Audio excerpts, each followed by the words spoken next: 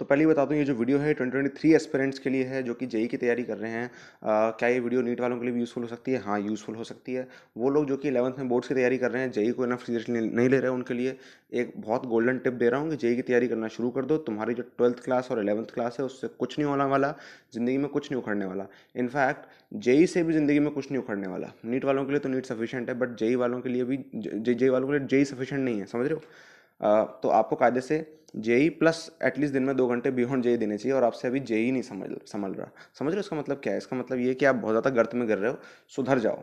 तो इसके लिए कि आप सुधर जाओ, मैंने ये वीडियो बनाई है। मतलब मैं बना रहा हूँ 3 मिस्टेक्स और 3 अपॉर्चुनिटीज़। 3 मिस्टेक्स जो 2023 एस्पिरेंट्स करते हैं, यानी कि वो लोग जो कि 11th में होते हैं, जस्ट 11th में आए, 11th में आए हुए ने 6 7 8 महीने, जो लोग इस वीडियो को बाद में देख रहे होंगे, अगर आपको 10 महीने भी हो गए 11th में पढ़ते पढ़ते, ठीक है, 11th से जेई की तैयारी शुरू करते करते, या फिर जस्ट आप एक बिगनर हो, आपको देर में अकल आई कि आपको जेई की तैयारी करनी चाहिए, या इस वीडियो को देखने के बाद आपको अकल आएगी कि आपको जेई की तैयारी करनी चाहिए, तो फिर उनके लिए भी यूज़फुल है। 3 मिस्टेक्स वो जो करते हैं। मिस्टेक नंबर 1 की वो ईगो में रहते हैं। और जो लोग कोचिंग ज्वाइन करते हैं, वही देखते हैं कि 11th में हमारा सिलेबस हो गया, 11th तो आसान है, ठीक है, हो रहा है सब कुछ, टेस्ट में भी स्कोर आ रहे हैं, टेस्ट में स्कोर आ रहा है 50% 60% इज इनफ। मैंने सुना है कि जेई में इनफ है। नहीं, पहली बात तो ये कि जो तुम्हारे टेस्ट का लेवल होता है वो जेई का लेवल नहीं होता। दूसरी बात ये कि जो असली एग्जाम होता है और जो मॉक टेस्ट होता है उसमें ज़मीन आसमान का अंतर होता है। असली एग्जाम में उन लोगों की फट जाती है जिनके मॉक टेस्ट में बहुत अच्छे नंबर आते हैं, तब भी। समझ रहे हो? तो ये बहुत इंपॉर्टेंट है कि मॉक टेस्ट को अपन ये ना समझें कि मॉक टेस्ट में स्कोर आ गया तो फिर एग्जाम में भी स्कोर आ जाएगा। दूसरी बात ये कि 11th में होता ये है कि आपके पास जो जो चैप्टर आप तैयार करते हो ना, वो जस्ट आपने अब भी पढ़े हैं। जब जस्ट अब भी पढ़े होते हैं तो नंबर आ ही जाते हैं, किसी भी गधे के नंबर आ जाएंगे। कुछ गधों के तब भी नंबर नहीं आ रहे होंगे। समझ रहे हो? लेकिन ये हंसने वाली बात नहीं है। बात इसकी है कि आप इनफ अच्छे से प्रिपरेशन नहीं कर रहे, आप पेपर सॉल्विंग ध्यान नहीं दे रहे, आप एडवांस लेवल क्वेश्चंस नहीं कर रहे, आप अपना रिवीजन प्रॉपर नहीं कर रहे। आपको जो चीज़ें करनी चाहिए, जो प्रिपरेशन करनी चाहिए, देखो स्टडी और प्रिपरेशन में अंतर होता है। स्टडी मतलब जस्ट ये कि आप किताब सामने रख के पढ़ रहे हो। प्रिपरेशन का मतलब ये है कि आप एग्जाम की तैयारी कर रहे हो। समझ रहे हो? अंतर है दोनों में। Preparation is very very very greater than study. IgM के चैनल पे, आईटीजी मेंटरशिप चैनल पे, जो कि तुम्हें मिल जाएगा कहीं इस चैनल के सजेस्टेड चैनल्स में, वहाँ पे रिसेंट एक वीडियो है। या फिर तुम गूगल पे सर्च कर लेना आईटीजी मेंटरशिप या पार्थ चोपड़ा, और साथ में सर्च कर लेना स्टडी वर्सेस प्रिपरेशन। जे जे की स्टडी में और जे की प्रिपरेशन में क्या अंतर है। तुम प्रिपेयर इनफ नहीं कर रहे, इसलिए टेस्ट में लो स्कोर आ रहे हैं। समझ रहे हो? और अगर तुम्हारे टेस्ट में अच्छे नंबर भी आ रहे हैं ना, तो भी ज़्यादा ईगो में उड़ने की जरूरत नहीं है। यही सबसे बड़ी मिस्टेक जो लोग करते हैं, जो समझते हैं कि उनके जो टेस्ट में नंबर आ रहे हैं वो एग्जाम में आएंगे। 2 रीज़न मैंने आपको बताया। एक तो कोचिंग आपके इनफ लेवल के टेस्ट नहीं लेती। दूसरी बात यह है कि जो मॉक टेस्ट के स्कोर होते हैं, चाहे वो कितना भी अच्छा टेस्ट स्कोर हो, जेई का जो जब जब रियल एग्जाम होता है तो उसकी बात अलग होती है, ठीक है। दूसरी मिस्टेक जो करते हैं क्लास 11th वाले स्टूडेंट्स, वो ये है कि वो अपना सिलेबस टाइम पे कंप्लीट नहीं करते हैं। देखो, अगर तुम्हारा 11th में सिलेबस नहीं हुआ 11th का, तो क्या तुम्हें ऐसी क्या चीज़ है जिसे तुम ऐसे सोच लेते हो कि 12th में तुम्हारा 12th का सिलेबस हो जाएगा। देखो, 11th का जो सिलेबस होता है ओवरऑल जेई के अंदर जो वेटेज रहता है उसका रहता है 40 to 45%, और जो 12th का होता है 55 to 60%। समझ रहे हो? इसका मतलब ये है कि तुम्हारे पास सिलेबस करने का टाइम कम मिलेगा और सिलेबस ज़्यादा करना होगा। टाइम कैसे कम मिलेगा? देख लो जेई मेन पहला वाला कब है। अगर तुम उससे पहले सिलेबस कंप्लीट करना चाहते हो, इनफैक्ट उससे भी 2 महीने पहले, ताकि तुम इनफ रिवीजन और इनफ मॉक टेस्ट दे सको, इनफ रिवीजन कर सको और इनफ मॉक टेस्ट दे सको जस्ट जेई मेन से पहले, तो फिर तुम्हें और कम टाइम मिलेगा। और 11th में तुम्हारे पास 12 महीने थे और तुमने कितना किया, और 12th में तुम्हारे पास कितना टाइम होगा और तुमने कितना किया, तुम देखोगे कि ऑलमोस्ट ऑलमोस्ट डबल स्पीड से तुम्हें करना पड़ेगा, तब जाके काम हो पाएगा। और अगर वो तब जब 11th में तुमने फुल सिलेबस कंप्लीट कर लिया 11th का, तो 12th का सिलेबस कंप्लीट करने में तुम्हें डबल स्पीड लगेगी, डबल, नियरली डबल, ठीक है। तुम चाहो तो कैलकुलेट कर सकते हो, मंथ्स कैलकुलेट करो और जितना सिलेबस का वेटेज उतना कैलकुलेट करो और रिजल्ट निकालो, ठीक है। अब ऐसे में जिन लोगों का 11th का भी सिलेबस कंप्लीट नहीं है, उन्हें जल्दी सिलेबस कंप्लीट करना है। जल्दी कैसे सिलेबस कंप्लीट करें? जल्दी सिलेबस कंप्लीट करने के लिए आपको to the point syllabus complete करना पड़ेगा। आपको बुक्स देखनी पड़ेंगी, बुक्स में से क्वेश्चन सेलेक्टिव छांटने पड़ेंगे, या फिर ऐसे स्टडी मटेरियल्स का सहारा लो जैसे कि रेजोनेंस रैंक बूस्टर, जिसके अंदर सेलेक्टेड क्वेश्चन होते हैं। सेलेक्टेड क्वेश्चन करते करते अपना सिलेबस कंप्लीट करो जल्दी। समझ रहे हो? इलस्ट्रेशंस पे ज़्यादा ध्यान दो, एग्जाम्पल्स पे ज़्यादा ध्यान दो रादर देन प्रैक्टिस क्वेश्चंस। क्यों? क्योंकि एग्जाम्पल्स आपको सिखा भी देते हैं, ठीक है, और example come come number of examples तुम्हें ज़्यादा चीज़ें सिखा देंगे। समझ रहे हो? लेस नंबर ऑफ एग्जाम्पल्स तुम्हें ज़्यादा चीज़ें सिखा देंगे rather than single correct MCQ questions. एक एमसीक्यू क्वेश्चन हो सकता है तुम्हें कोई लर्निंग ना दे, क्योंकि तुमने जस्ट उसमें वही अप्लाई किया जो तुम्हें पहले से आता था, लेकिन एक एग्जाम्पल तुम्हें हमेशा नई नई चीज़ सिखाता है। तो एग्जाम्पल ज़्यादा से ज़्यादा करो, अलग अलग बुक्स लगाओ, लेकिन उनके एग्जाम्पल ज़्यादा कंप्लीट करो रादर देन प्रैक्टिस क्वेश्चन। बाकी सब लोग तुमसे बोलेंगे प्रैक्टिस प्रैक्टिस करो, तुम्हारी मर्जी है, तुम उनकी सुन लो मेरी सुन लो, ठीक है। तुम देख लो टेस्ट करके क्या वर्क कर रहा है, डेफिनेटली यही वर्क करेगा। वो जो कह रहे हैं प्रैक्टिस करो बिना सॉल्यूशन देखे, वो गधे हैं, और तुम उनका अप्लाई करके देख लो, ठीक है। तुम्हारे पास इतना टाइम नहीं है। अगर तुम जस्ट 11 स्टार्ट कर रहे होते तो तुम्हारे पास इतना टाइम था कि तुम एक क्वेश्चन को करते और फिर उसका सॉल्यूशन नहीं देखते, खुद ट्राई करते 15 मिनट, 20 मिनट, आधा घंटा। बट जिस समय में तुम हो, समय में ये चीज़ें वर्क नहीं करती। तुम्हारे पास इतना समय नहीं है, इनफ समय नहीं है तुम्हारे पास जस्ट 1 साल है और तुम्हारा सिलेबस कंप्लीट नहीं हुआ है। Are you kidding me? तुम अभी भी सोच रहे हो कि तुम एक क्वेश्चन पे उसका सॉल्यूशन छुपा कर 15, 20, 30 मिनट दे सकते हो? नहीं। इससे होता क्या है, इससे कोचिंग तुम्हारे आगे निकल जाएगी, फिर तुम्हारे बैकलॉग करेक्ट हो जाएगा और तुम सफर कर रहे होगे। वो टीचर जो ये बोल देते हैं बहुत ही ज़्यादा इररिस्पॉन्सिबिलिटी से, उन्हें पता ही नहीं कि स्टूडेंट्स की रियल कंडीशन क्या है। मैंने 4000 स्टूडेंट्स से पर्सनली बात करी है, मुझे पता है कि रियली उनकी क्या सिचुएशन है।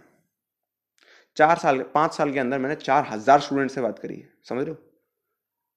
जस्ट मैसेज तो मैंने करीब नहीं तो 12,000 स्टूडेंट को किए होंगे, ठीक है, मतलब मैसेज पे बात की होगी, लेकिन एक्चुअली बात की 4000 स्टूडेंट से।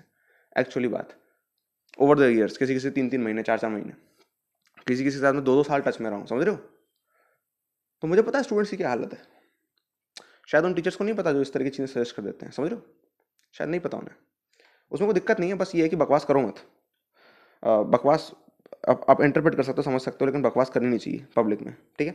और क्या दिक्कत होती है? दिक्कत ये होती है कि एक सोर्स पे लोग टिके होते हैं। जब आप एक सोर्स पे टिके होते हो ना, तो आपको पता ही नहीं होता एक्चुअली कि क्या क्या पॉसिबिलिटीज़ हैं। सपोज आपने आर डी शर्मा से शुरू कर दिया और आपको पता ही नहीं है कि क्या क्या पॉसिबिलिटी है, आप आर डी शर्मा पे अटके रहोगे। सपोज आपने एच सी वर्मा से शुरू कर दिया, कभी आप एच सी वर्मा के आगे वाली जो किताबें हैं वो कभी कर ही नहीं पाओगे। पता है क्यों? क्योंकि आप स्टक हो गए, क्योंकि आप स्टक हो गए। ये बहुत इंपॉर्टेंट बात है, आप स्टक हो जाते हो। देखो 50% ऐसा करो कि ये एक सोर्स है, इसी से मैं करूंगा। 50% सोर्सेज को रिलीजियसली फॉलो करो और 50% टाइम जो है अपना, देखो 50% टाइम तुम्हें अपनी देना है रिलीजियस सोर्सेज को, जिनको तुम बिलीव करते हो कि ये सही है, इन पर टिके रहो, ठीक है? इससे स्टेबिलिटी भी मेंटेन रहेगी। और 50% टाइम अपना दो उन रिसोर्सेज को जो कि तुमने पहले से नहीं कर रखी है, जस्ट ट्राई आउट करने के लिए, ताकि तुम्हारे पास नई पॉसिबिलिटीज भी हमेशा हों, ठीक है? एक सोर्स पर टिके रहने से दिक्कत होती है। देखो यहाँ पे बात ये तुम्हें क्या करना चाहिए। अभी तुम्हें शायद ये बात पता ना हो, तुम्हें लग रहा है कि बस थ्योरी पढ़नी है, क्वेश्चंस करने हैं, प्रैक्टिस करनी है और हो जाएगा। अगर हो जाएगा तो अभी तक हुआ क्यों नहीं? मुझे बताओगे जरा, इस सवाल का जवाब दोगे, हुआ क्यों नहीं अभी तक फिर? क्योंकि ऐसा नहीं होता, ये चीज वर्क ही नहीं करती है। तुम बोलोगे नहीं नहीं, मेरा जो क्लास का टॉपर है वो तो ये करता है, नहीं करता, वो तुमसे छुपाता है चीजें। ये बात मुझे रियलाइज हुई थी अपने 12th क्लास में कि लोग चीजें छुपाते हैं। जो लोग रैंक लेके आते हैं ना, वो कभी एक्स्ट्रा ट्यूशन ले रहे होते हैं। उनमें से 90% लोग एक्स्ट्रा ट्यूशन ले रहे होते हैं, है ना, एक्स्ट्रा कोचिंग्स के अंदर होते हैं। टेस्ट सीरीज तो वो 5-5 दे रहे होते हैं, 5-5। किसी भी टॉपर को उठा के देख लेना तुम, अंडर 100 के अंदर वो 5-5 टेस्ट सीरीज। मैं खुद 3 देता था, 3 ऑफिशियली और 5 अनऑफिशियली, है ना। और मैं तो बता देता था, मेरे आसपास के लोग नहीं बताते थे, नहीं बताते। वो किसी को कुछ नहीं बताएंगे, वो हमेशा छुपा के रखेंगे। इनफैक्ट टीचर तुम्हें नहीं बताएंगे, पता है? तुम्हारे ही टीचर, तुम्हारे ही सगे टीचर जो हैं, जो तुम्हें सगे लगते हैं, वो तुम्हें नहीं बताएंगे कि क्या रिसोर्सेज हैं जो तुम्हें करनी चाहिए। क्योंकि वो तुम्हें बेवकूफ़ समझते हैं। वो समझेंगे कि मैं तुम्हें बता दूंगा तो वो तुम कंफ्यूज हो जाओगे, तुम बर्बाद कर लोगे अपने आप को। तो वो तुम्हें कभी बताएंगे ही नहीं कि क्या क्या चीज़ें करनी होती हैं। वो तुमसे बोलेंगे बेटा प्रैक्टिस करो, प्रैक्टिस करो, प्रैक्टिस करो। और तुम सदा इस इल्यूजन में रहोगे और तुम बेवकूफ़ बनते रहोगे। समझ रहे हो मेरी बात? इस तरह से होता रहेगा। देखो अगर तुम जेई को कंपटीशन मानते हो, जेई एक्चुअली 100% कॉम्पिटेटिव एग्जाम नहीं है। 100% कॉम्पिटेटिव एग्जाम का मतलब ये होता है कि जैसे चेस है, चेस कॉम्पिटेटिव होता है कि अगर तुम जीत रहे हो तो कोई हार रहा है। यहाँ पे ऐसा नहीं है कि तुम जीत रहे हो तो कोई हार रहा है। अगर तुम ज़्यादा स्कोर लाओगे तुम्हें ज़्यादा रैंक आ जाएगी, तुम्हें किसी और का कुछ बुरा करने की जरूरत नहीं है। समझ रहे हो? You can not offend any one, you can just do this कि तुम अपना स्कोर अच्छा ला सकते हो, और तुम अगर अपना स्कोर अच्छा लाओगे तुम्हारी रैंक इंप्रूव हो जाएगी। सिंपल सी बात है, ठीक है? तो अब ये करने के लिए तुम्हें क्या करना पड़ेगा कि तुम्हें दूसरों से ज़्यादा इंप्रूव, तो ऐसा नहीं सोचना दूसरों से ज़्यादा, तुम ये सोचो कि ज़्यादा स्कोर लाना है, बस सिंपल सी बात है, ठीक है? ठीक है। लेकिन अगर तुम मान लो इसको कॉम्पिटेटिव नज़रों से भी देख रहे हो, तो भी इस नज़रों से देख सकते हो कि अगर तुम्हें कॉम्पिटिशन में आगे निकलना है तो फिर तुम्हें सिंपल सी बात है, you have to do what they are doing, यानी कि वो जिनसे तुम्हें आगे निकलना है। सपोज तुम्हें 300 रैंक चाहिए, तो इसका मतलब क्या है कि जिनकी AIR लगभग 300-400 आ रही है, तुम्हें उनसे आगे निकलना है। समझ रहे हो मेरी बात? तो जिनसे तुम्हें आगे निकलना है, देखो कि वो क्या कर रहे हैं और वो उनसे बेहतर करो। Do what they are doing better than them. Simple सी बात है, सिंपल सा रूल है किसी कॉम्पिटिशन में आगे बढ़ने का, है ना, एक रेस में आगे निकलने का, क्या कि do what they are doing better than them, या फिर डू समथिंग ट्रूली रेवोल्यूशनरी। समझ रहे हो? ट्रूली रेवोल्यूशनरी, कि कोई चीज़ उनको एक्सीड ही कर जाए, जस्ट एक लेवल बियॉन्ड हो, ठीक है? क्या कैसी चीज़ें हो सकती हैं, जैसे कि अभी आप सोच रहे हो कि थ्योरी प्रैक्टिस, नहीं, ऐसा नहीं होता। Theory practice, enough mock test, enough revision, problem solving skills. Problem solving skills क्या होती है ये नहीं पता तुम्हें। प्रैक्टिस का मतलब ये होता है कि कोई कॉन्सेप्ट तुमने सीखा, तुम उसको अप्लाई करे जा रहे हो, करे जा रहे हो, करे जा रहे हो, प्रैक्टिस करो, रिपीटेटिव वे में तुम चीज़ों को करे जा रहे हो। प्रॉब्लम सॉल्विंग का मतलब होता है कि कोई भी नया क्वेश्चन जो तुम्हारे सामने आएगा, जो कि तुमने बिल्कुल पहले कभी नहीं देखा, उसे तुम कैसे टैकल करोगे। जेई एडवांस में वो इंसान जीत जाता है जिसकी प्रॉब्लम सॉल्विंग स्किल्स अच्छी होती हैं, या तो नेचुरली या फिर आर्टिफिशियली। मे भी तुम्हारी स्किल्स जो है प्रॉब्लम सॉल्विंग स्किल्स, वो नेचुरली अच्छी ना हो, तो वेज हैं इसको इंप्रूव करने के, ठीक है? क्या वेज हैं भैया? क्या तुम्हें लगता है कि प्रॉब्लम सॉल्विंग को इंप्रूव करने के जो वेज हैं वो ऐसे मैं वीडियो में बता दूंगा? ऐसा नहीं होता, इसके लिए प्रैक्टिस करनी होती है, इसके लिए आपको बहुत सारे काम करने होते हैं, इसके लिए आपको जस्ट प्रैक्टिस मतलब उस वे में नहीं, रेपिटेटिव प्रैक्टिस नहीं, आपको इंप्रूवमेंट वाली प्रैक्टिस करनी होती है। सबसे बेसिक वे तो ये है, ठीक है। लेकिन अगर मुझसे पूछोगे अच्छा इंप्रूवमेंट वाली प्रैक्टिस क्या होती है, पहले ये देख लेते हैं। इंप्रूवमेंट वाली प्रैक्टिस मतलब ये कि एक एक क्वेश्चन जो तुम कर रहे हो वो एक नए टाइप का है, ठीक है। और एक क्वेश्चन में जो तुमने किया, अगर तुम सेम क्वेश्चन को रिपीट भी कर रहे हो तो तुम उसको किसी इंप्रूव्ड वे में कर रहे हो, तो तुम उसको लेस टाइम में कर रहे हो या फिर तुम उसको किसी इंप्रूव्ड मेथड से कर रहे हो। तुम ये देख रहे हो कि एक क्वेश्चन को सॉल्व करने के क्या क्या मेथड हो सकते हैं, उनके पीछे सोच रहे हो कि ये मेथड क्यों किया, स्टेप 1 क्यों किया, स्टेप 1 के बाद स्टेप 2 क्यों किया, कैसे सोचा होगा ऑथर ने ये, जिसने इस बुक के अंदर इलस्ट्रेशन के अंदर ये सॉल्यूशन लिख रखा है या किसी क्वेश्चन के अंदर सॉल्यूशन लिख रखा है कि स्टेप 2 के बाद स्टेप 3 करना है, यहाँ पे एक्स की वैल्यू निकाल के इधर पुट करनी है। ये कैसे पता, कैसे निकाला, कैसे सोचा, इसके पीछे तुम्हें सोचना होगा। वहां से तुम्हारी सोचने की जो स्किल्स हैं वो डेवलप होंगी। ज्यादातर लोग ऐसे हैं जो जस्ट आंसर देख लेते हैं और सॉल्यूशन देख लेते हैं और सोचते हैं कि ये हो गया, और या फिर एल्गोरिथम रट लेंगे। सिर्फ एल्गोरिथम रटने से काम नहीं होगा, स्टेप्स रटने से काम नहीं होगा, तुम्हें ये भी सोचना होगा कि ये स्टेप किया तो क्यों किया। समझ रहे हो मेरी बात। बट ये वो नहीं है जो मैं सिखाता हूँ, मैं सिखाता हूँ बिल्कुल ही अलग लेवल पे, ठीक है। जब मैं सिखाता हूँ तो ये नेक्स्ट लेवल होता है, समझ रहे हो। मैं क्या सिखाता हूँ, 250 hours of problem solving classes हैं, वो तुम अटेंड करोगे तो तुम्हें जानने को मिलेगा। ऑब्वियसली ये पेड है, ऑब्वियसली ये पेड है, ठीक है। तो लेकिन पेड है, स्टिल अफोर्डेबल है।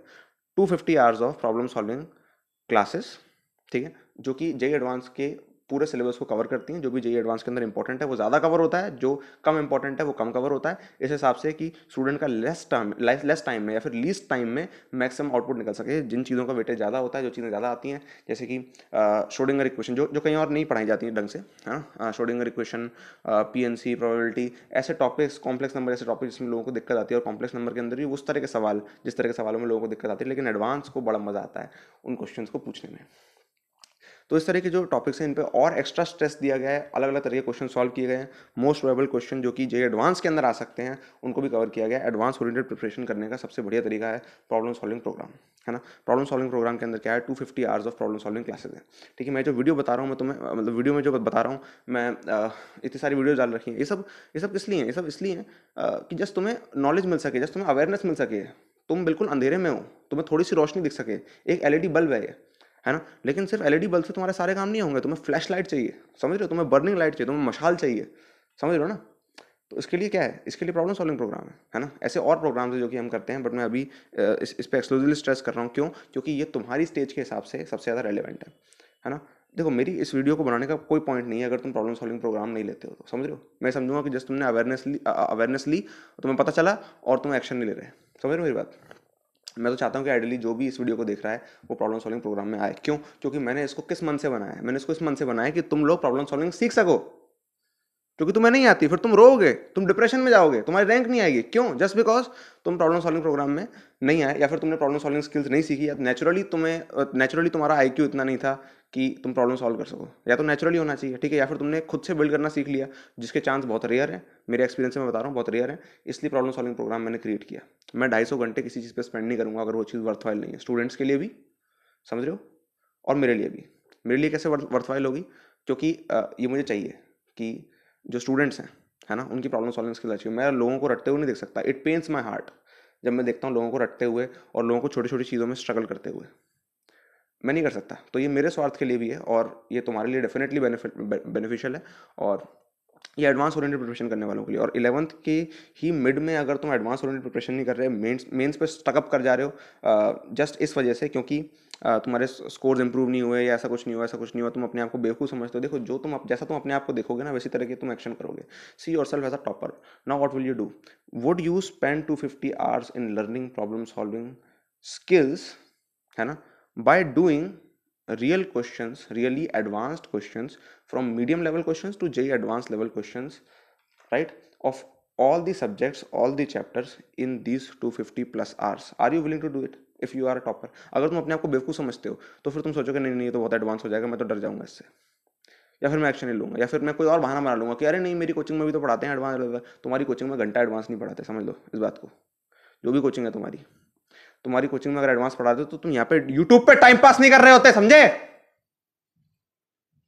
इसलिए मैं तुम्हें बता रहा हूँ, नहीं पढ़ाते, समझ रहे हो, नहीं पढ़ाते। अगर तुम्हें ये नहीं पता, तुम्हें एक बच्चे को कभी नहीं पता होता, एक बच्चे को कभी नहीं पता होता कि किस लेवल का कोचिंग में टीचर पढ़ा रहे हैं, या जो भी तुमने अगर ऑनलाइन कोई कोचिंग ज्वाइन कर रखी किस लेवल का वो पढ़ा, तुम्हें कभी पता नहीं होता जब तक सामने तुम्हारे कोई बाप नहीं आ जाता, समझ रहे हो।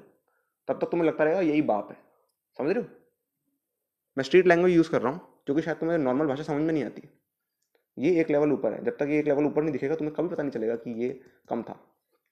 That's a thing, that's a thing, that's why when students join PSP उन्हें लगता है कि क्या इतना लेट क्यों कर दिया, क्या कर रहे थे जब से। उन्हें खुद से लगता है भैया, वो बताते हैं भैया मेरी रैंक कितनी आई, मेरी रैंक 5000 आई, मैं इसको पहले ज्वाइन कर लेता था 500 आती। समझ रहे हो? मैं कहता हूँ देखो तुम्हारे जैसे 10,000 गधे यूट्यूब पे बैठे हैं जो कि इस चैनल को देखते हैं और वो भी सेम गलती करते हैं। समझ रहे हो? तुम उन गधों में से एक हो सकते हो, है ना। जब कोई चीज़ अफोर्डेबल है, बेनिफिशियल है, तुम एक्शन नहीं लेते तो तुम गधे हो। खाली तुम इस वीडियो को देख के छोड़ दोगे, अपनी गलतियां नोट करके छोड़ दोगे, है ना, और उनके बारे में कुछ करोगे नहीं, तो कोई मतलब नहीं है तुम्हारे होने का एनीवेज। ठीक है, तो देखो प्रॉब्लम सॉल्विंग पे अलग ध्यान देना होता है। सिर्फ प्रॉब्लम सॉल्विंग नहीं है, डाउट सॉल्विंग पे ध्यान देना होता है कि जो तुम्हारे डाउट जनरेट हो रहे हैं, कोई डाउट्स जो कि तुम्हारे ट्रीट नहीं हो रहे, वो मिसकंसेप्शंस बन जाएंगे फ्यूचर में। समझ रहे हो? Doubts get rotten into misconceptions. समझ रहे हो इस बात को? और रिवीजन अगर इनफ नहीं होता, तुम क्या करते हो, तुम भूल जाते हो और तुम सोचते हो कि नहीं 12th के बाद रिवाइज कर लेंगे, 11th प्लस 12th नहीं करना। क्यों? क्योंकि उसे रिवीजन नहीं बोलते। रिवीजन तब बोलते हैं जब कोई चीज़ जो हमें ऑलरेडी याद है, जो चीज़ हमने कर रखी है, जो चीज़ ऑलरेडी हमें आती है, हम उसको अपने माइंड में पीछे वो खिसक गई है, उसको आगे लेके आए, दैट्स इट, वो रिवीजन होता है। लेकिन तुम किस तरह का रिवीजन करते हो? तुम इस तरह का रिवीजन करते हो कि कोई चीज़ तुम बिल्कुल ही भूल जाते हो, इतनी पीछे चली जाती है कि बिल्कुल आउट ऑफ रीच हो जाती है, तुम वो बिल्कुल भूल जाते हो और फिर तुम सोचते हो ये मैं जो कर रहा हूँ रिवीजन कर रहा हूँ। नहीं, ये रिवीजन नहीं है, ये है पढ़ के भूलना और भूल के फिर पढ़ना। ये इनएफिशिएंट है।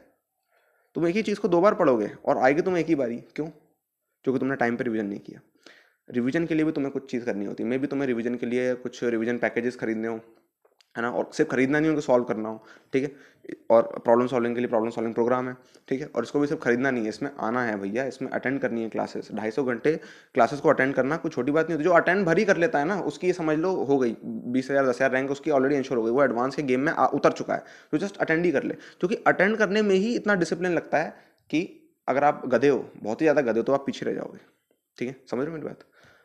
बट हम पूरी कोशिश करते हैं कि जो स्टूडेंट्स हैं उसको करें। समझ रहे हो?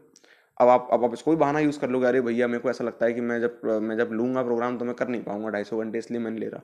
बहाने बना लो, या तो बहाने बना लो या ग्रोथ कर लो। देख लो, सेम एनर्जी जो है वो बहाने बनाने में यूज हो सकती है, सेम एनर्जी ग्रोथ में यूज हो सकती है। तुम्हारी मर्जी, तुम्हें क्या करना है। ठीक है, एनीवेज तुम प्रॉब्लम सॉल्विंग प्रोग्राम में आओगे तो मुझे कोई फर्क नहीं पड़ेगा। समझ रहे हो? मुझे कोई फर्क नहीं पड़ेगा, कोई फर्क नहीं पड़ेगा। समझ रहे हो? सिर्फ तुम्हें फर्क पड़ेगा। मुझे बस इतना फर्क पड़ेगा कि एक गधा गधा ही रह गया, दैट्स इट। मैं इन गधों को कुछ अच्छा कम्युनिकेट कर सकता था, नहीं हो पाया। बस एक ही चीज़ रह जाएगी। समझ रहे हो? ये है 3 कॉमन मिस्टेक जो 2023 एस्पिरेंट्स करते हैं। मैंने बोला था मैं 3 मिस्टेक्स के बारे में बताऊंगा, 3 अपॉर्चुनिटीज़ के बारे में बताऊंगा, तो हाँ मैं सही कह रहा हूँ, मैं बताऊंगा नेक्स्ट वीडियो में। तो नेक्स्ट वीडियो का वेट करें, कल या परसों आ जाएगी, या फिर मे भी पता नहीं कब आएगी, जो भी है, मैं बस ऐसे ही बोल रहा हूँ। ठीक है, लेकिन जो भी है देखना है, और जो लोग इसको लेट देख रहे होंगे वो वीडियो उनको दिख जाएगी कहीं आसपास, या मे बी एंड स्क्रीन में, मे बी कार्ड्स में, मे बी डिस्क्रिप्शन में, या चैनल पे जाके देख लेना। All right, all the best. अच्छा, इन 3 मिस्टेक्स को नोट करो। ठीक है, और ये देखो कि इनमें से क्या क्या 3 मिस्टेक है जो तुम सबसे ज़्यादा कर रहे हो। मैं बता रहा हूँ 90% चांस है कि तुम ये तीनों मिस्टेक्स कर रहे हो। ठीक है, तुम इसमें सबसे ज़्यादा क्या कर रहे हो, ये बताओ, सबसे ज़्यादा बड़ी मिस्टेक क्या है और तुम उसको कैसे सुधारोगे। ठीक है, ये। और जो लोग ऐसे हैं जो कि पीएसपी में आना चाहते हैं, वो क्या करें, डिस्क्रिप्शन में दिए हुए लिंक पे क्लिक कर दें और जस्ट अपने मेंटर से बात करो, बोलो पीएसपी में आना है, दैट्स इट। और फी और ये सब तुम्हें पता चल जाएगा, अफोर्डेबल है। ठीक है, ये मत सोचना अफोर्डेबल नहीं है मेरा, ये हो जाएगा वो हो जाएगा, अफोर्डेबल है। ठीक है, अफोर्डेबल है। कोई भी तुम्हारी कोई भी इकोनॉमिक कंडीशन हो, स्टिल अफोर्डेबल है, स्टिल अफोर्डेबल है। जब तक बहुत ही ज़्यादा तुम बिल्कुल ही मतलब गरीब नहीं हो, बिल्कुल, मतलब समझ रहे हो ना, है ना, गरीब मतलब मैं ये मत सोचना इंसल्ट की तरह कह रहा हूँ। ठीक है, मैं उल्टा जो इकोनॉमिकली जो नॉट वेल स्टूडेंट्स हैं उनकी हेल्प करता हूँ। समझ रहे हो? तो जस्ट इस वजह से नहीं कि मैं इकोनॉमिकली वेल नहीं हूँ तो तुम जस्ट उसके बारे में सोचो ही ना आने के बारे में, है ना। जस्ट मैसेज करो अपना, जिससे भी तुम कांटेक्ट कर रहे हो टीजेसी के रिप्रेजेंटेटिव से, उन्हें बताओ कि मेरी ऐसी ऐसी इकोनॉमिक कंडीशन है। ठीक है, और वैसे 90% लोग जो ऐसा बोलते हैं वो झूठ बोल रहे होते हैं, सिर्फ 10% ही जेन्युइन होते हैं। और कौन झूठ बोल रहा है, कौन जेन्युइन है, उसका हम पता लगा लेते हैं, है ना। तो हम क्या करते हैं, हम ऐसा नहीं करते कि जो इकोनॉमिकली जिनकी वेल कंडीशन नहीं है उनको हम डिस्काउंट दे दें ज़बरदस्ती के, है ना, ऐसा नहीं करते। हम कुछ ऐसा करते हैं जिससे कि हम ये चेक कर पाएँ कि स्टूडेंट कितना डेडिकेटेड है और इकोनॉमिक कंडीशन है, देन वील हेल्प।